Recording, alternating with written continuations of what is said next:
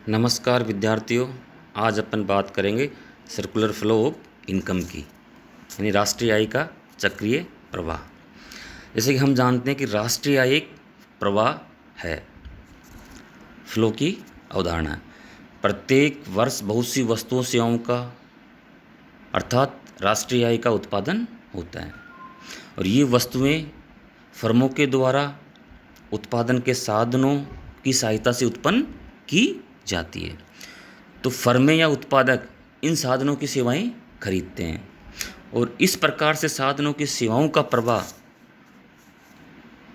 फर्मों की ओर होता रहता है, और इन सेवाओं के रूप में फर्में इन्हें वस्तुएं या मुद्रा देती है। तो इस प्रकार वस्तु और मुद्रा का प्रवाह साधनों की ओर होता रहता है, और साधनों को मुद्रा के रूप में जो फर्मों से प्रतिफल प्राप्त होता है, वे इसका उपयोग फर्मों से वस्तुओं और सेवाएं खरीदने के लिए करता है। तो इस प्रकार मौद्रिक आय का प्रवाह साधनों से फर्मों की ओर होने लगता है, ठीक है, और वस्तुओं सेवाओं का प्रवाह फर्मों से साधनों की ओर होता है। तो इस प्रकार से राष्ट्रीय आय के प्रवाह की ये जो प्रक्रिया है निरंतर चलती रहती है, और इसका न तो कोई आरंभ होता है और न ही कोई अंत। इसलिए राष्ट्रीय आय के प्रवाह को चक्रीय प्रवाह कहा जाता है। राष्ट्रीय आय तथा उत्पादन का जो चक्रीय प्रवाह है अर्थव्यवस्था के विभिन्न क्षेत्रों में वस्तुओं तथा सेवाओं का प्रवाह है, और इसका संतुलन इन वस्तुओं सेवाओं के लिए किए गए मौद्रिक भुगतान के प्रवाह से होता है। ठीक, एक यदि अर्थव्यवस्था के दृष्टिकोण से बात करें अपन, तो एक व्यक्ति की आय दूसरे व्यक्ति का व्यय होता है, या अन्य शब्दों में कहें अपन कि राष्ट्रीय आय तथा राष्ट्रीय व्यय सदैव बराबर होता है। ठीक है, यदि किसी भी अर्थव्यवस्था को अपन 4 सेक्टरों में बांटे, जो कि मोटे रूप से बांटा जाता है इस प्रवाह को समझने के लिए। एक तो घरेलू क्षेत्र, हाउस होल्ड सेक्टर, दूसरा है उत्पादक क्षेत्र या फर्में, प्रोड्यूसर सेक्टर और फर्म्स, तीसरा है गवर्नमेंट सेक्टर, सरकारी क्षेत्र, और चौथा है विदेशी क्षेत्र। तो इन क्षेत्रों में आय तथा व्यय के रूप में राष्ट्रीय आय का परस्पर प्रवाह होता रहता है। ठीक है, उदाहरण के लिए यदि अपन घरेलू क्षेत्र का जो व्यय होता है वह व्यवसायिक क्षेत्र की आय होती है, तो व्यवसायिक क्षेत्र का व्यय घरेलू क्षेत्र की आय बन जाती है। इसी प्रकार अर्थव्यवस्था के विभिन्न क्षेत्रों में जो आय तथा व्यय का एक निरंतर प्रवाह होता रहता है, और इस प्रवाह फ्लो को ही आय का चक्रीय प्रवाह कहा जाता है, क्योंकि इस प्रवाह का ना कोई आरंभ होता है ना ही कोई अंत होता है, एक निरंतर चक्र के रूप में घूमता रहता है। ठीक है, इस प्रवाह को भी हम 2 दृष्टिकोण से देख सकते हैं। एक तो प्रवाह होता है वस्तुओं सेवाओं के रूप में, इसे वास्तविक प्रवाह कहते हैं, रियल फ्लो कहते हैं। दूसरा होता है मुद्रा के रूप में, इसे मौद्रिक प्रवाह कहा जाता है। ठीक है, तो इस प्रकार से राष्ट्रीय आय के प्रवाह को 2 भागों में अपन बांट सकते हैं, आय का वास्तविक प्रवाह और आय का मौद्रिक प्रवाह। ठीक है, अपन सिंपल मॉडल की बात करते हैं। अर्थव्यवस्था में मान लीजिए 2 ही सेक्टर है, एक तो उत्पादक या फर्में, दूसरा है परिवार।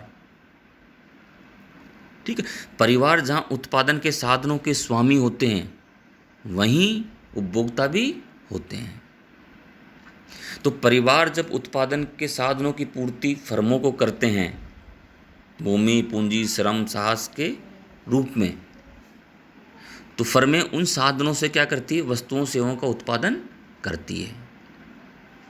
तो जब परिवार फर्मों को उत्पादन के साधनों की पूर्ति करते हैं तो उन्हें जो प्रतिफल मिलता है वो परिवारों की आय होती है। तो इस तरह से साधनों की सेवाओं का प्रवाह परिवारों से फर्मों की ओर होता है, और बदले में जो भुगतान प्राप्त करते हैं फर्मों से परिवार साधनों की सेवाओं के बदले में, उसमें मुद्रा का प्रवाह फर्मों से परिवारों की ओर होता है। फिर परिवार उस आय को, अपनी आय को वस्तुओं सेवाओं के ऊपर खर्च करते हैं उपभोग व्यय के रूप में। फिर वापिस परिवारों की आय है जो फर्मों के पास चली जाती है। तो फर्मों के पास चली जाती है, फर्में फिर वापिस उस आय से उत्पादन के साधनों को खरीदती है, पुनरुत्पादन करने के लिए उत्पादन के साधनों पर व्यय करती है। इस प्रकार से ये आय वापिस फर्मों से परिवारों के पास चली जाती है और ये प्रक्रिया निरंतर चलती रहती है। अब अपन बात करते हैं वास्तविक प्रवाह और मौद्रिक प्रवाह की। जैसा कि डायग्राम में स्पष्ट हो रहा है, आय के वास्तविक प्रवाह की बात करते हैं। आय के वास्तविक प्रवाह से तात्पर्य होता है घरेलू क्षेत्र द्वारा प्रदान की गई उत्पादन के साधनों की सेवाओं का प्रवाह फर्मों की ओर होता है तथा फर्में उत्पादित वस्तुओं सेवाओं का प्रवाह घरेलू क्षेत्र की ओर करती है। ये तो हुआ वास्तविक प्रवाह। साधनों की सेवाओं का प्रवाह परिवार से फर्मों की ओर और वस्तुओं सेवाओं का प्रवाह फर्मों से परिवारों की ओर। मौद्रिक प्रवाह, मौद्रिक प्रवाह से तात्पर्य उस प्रवाह से होता है जिसमें फर्में के द्वारा उत्पादन के साधनों को उनकी सेवाओं के बदले में ब्याज, लाभ, मजदूरी, लगान आदि के रूप में जो मुद्रा भुगतान की जाती है और फिर उस मुद्रा का प्रवाह फर्मों से घरेलू क्षेत्र की ओर होता है। इसके विपरीत जब फर्में उत्पादन के साधनों की सहायता से उत्पादित वस्तुओं सेवाओं की कीमतों के रूप में अर्थात उपभोग व्यय के रूप में वापिस मुद्रा है जो घरेलू क्षेत्र से फर्मों की ओर हो जाती है, ये है आय का मौद्रिक प्रवाह। ठीक है। यदि अपन विभिन्न क्षेत्रों की बात करें तो तीन तरह के अपन मॉडल ले लेते हैं अर्थव्यवस्था में। 2 सेक्टर मॉडल, इसमें अपन एक तो घरेलू क्षेत्र को रखते हैं और दूसरी फर्मों को रखते हैं, सरकार को इससे अपन बाहर रखते हैं। उस स्थिति में आय का वृत्ताकार प्रवाह देखेंगे अपन। दूसरा मॉडल है 3 क्षेत्रीय मॉडल, 3 सेक्टर मॉडल्स। इसके अंतर्गत घरेलू क्षेत्र लेते हैं, उत्पादक या फर्मों का क्षेत्र लेते हैं, तीसरा सरकार के मध्य जो आय के व्यय होता है उसको भी इसमें शामिल करते हैं। ठीक है। तो इन दोनों मॉडलों को अपन क्लोज इकोनॉमी के अंतर्गत रखते हैं। ठीक है, बंद अर्थव्यवस्था के मॉडल है। फिर तीसरा जो मॉडल है 4 सेक्टर मॉडल यानी 4 क्षेत्रीय मॉडल, इसके अंतर्गत अपन लेते हैं घरेलू क्षेत्र लेते हैं, उत्पादक क्षेत्र लेते हैं, सरकार लेते हैं। ये तो होगी क्लोज इकोनॉमी, जब किसी भी अर्थव्यवस्था का शेष विश्व से कोई लेना देना नहीं हो। फिर चौथा लेते हैं विदेशी क्षेत्र। इसको जो 4 क्षेत्रीय मॉडल है इसको ओपन इकोनॉमी मॉडल भी कहते हैं। इसमें आय का वर्ताकार प्रवाह अपन देखेंगे। ठीक है। तो सबसे पहले अपन सिंपल लेते हैं 2 क्षेत्रीय मॉडल, जिसमें कि घरेलू क्षेत्र होता है और दूसरा होता है फर्में या उत्पादक क्षेत्र होता है।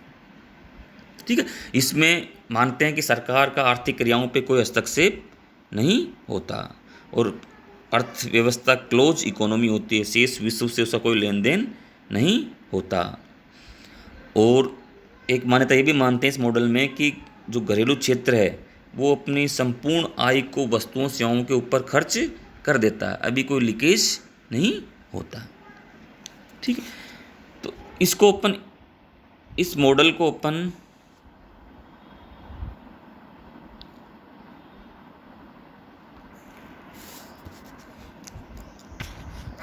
तो इस 2 क्षेत्रीय मॉडल की अपन बात करें तो ये जो डायग्राम दिख रहा है इसमें अपन देख रहे हैं एक तरफ तो उत्पादक क्षेत्र है, दूसरा तरफ है पारिवारिक क्षेत्र।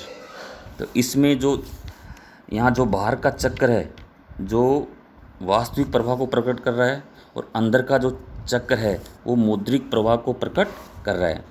तो वास्तविक प्रवाह से ज्ञात होता है अपने को कि उत्पादन के साधनों की सेवाओं का प्रवाह है जो घरेलू क्षेत्र से उत्पादक क्षेत्र यानी फर्मों की ओर होता है तथा वस्तुओं सेवाओं का प्रवाह जो फर्मों की ओर से घरेलू क्षेत्र की तरफ होता है। ठीक है। और मौद्रिक प्रवाह से ज्ञात होता है अपने को कि मजदूरी, लगान, लाभ, ब्याज के रूप में मौद्रिक आय का प्रवाह जो फर्मों की ओर से घरेलू क्षेत्र की ओर हो रहा है। इसके विपरीत वस्तुओं सेवाओं के उपभोग पर किए जाने वाले व्यय का प्रवाह है जो घरेलू क्षेत्र से उत्पादक क्षेत्र यानी फर्मों की ओर हो रहा है। तो इस प्रकार ये चक्कर चलता रहता है। और चूंकि सारे घरेलू क्षेत्र अपनी समस्त आय को यदि व्यय कर देते हैं तो निश्चय ही उत्पादक क्षेत्र की भी कुल मौद्रिक प्राप्तियां घरेलू क्षेत्र की आय एवं उपभोग के बराबर होगी। तो इस प्रकार उत्पादकों की मौद्रिक प्राप्ति, गृहस्थियों की आय या गृहस्थियों का उपभोग तीनों एक दूसरे के बराबर होते हैं और इस प्रकार अर्थव्यवस्था में कुल मांग और कुल पूर्ति बराबर होंगे और इस स्थिति को ही संतुलन की स्थिति कहा जाता है। ठीक है। अब अपन थोड़ा और आगे चलते हैं। ये सिंपल मॉडल है। वास्तव में घरेलू क्षेत्र अपनी सारे की सारी आय को है जो उपभोग पे व्यय नहीं करता बल्कि उसमें से कुछ बचा लेता बचत के रूप में। तो घरेलू क्षेत्र के द्वारा जो बचत की जाएगी वो राष्ट्रीय आय की चक्रीय प्रवाह से एक तरह से बाहर निकल जाएगी, मौद्रिक वापसी होगी, मॉनेटरी विड्रॉल होगी। इसके फलस्वरूप घरेलू क्षेत्र की कुल आय है जो फर्मों के पास उपभोग व्यय के रूप में वापस नहीं जाएगी। तो इसलिए उत्पादक क्षेत्र का उत्पादन उनकी बिक्री से अधिक होगा। बिक्री कम होगी, उत्पादन ज़्यादा होगा। परंतु उत्पादन की बिक्री बढ़ाने के एक उपाय यह भी होता है कि फर्में या उत्पादक है जो पूंजीगत वस्तुओं का भी उत्पादन कर सकती है। तब पूंजीगत वस्तुओं को स्वयं आपस में खरीद व बेच सकती है। तो यानी पूंजीगत वस्तुओं के ऊपर जो व्यय किया जाता है उसको एक तरह से इन्वेस्ट व्यय कहा जाता है, इन्वेस्टमेंट एक्सपेंडिचर कहा जाता है। यदि फर्मों के द्वारा किया जाने वाला कुल निवेश और फर्मों तथा घरेलू क्षेत्र द्वारा की जाने वाली कुल बचत एक दूसरे के बराबर होगी तो अर्थव्यवस्था फिर वापस संतुलन की स्थिति में आ जाती है। ठीक। और इसमें यदि अपन मान लीजिए इस दो सेक्टर के साथ में परिवार और फर्मों के साथ में अपन यदि कैपिटल मार्केट को भी शामिल कर लें, ठीक, तो कैपिटल मार्केट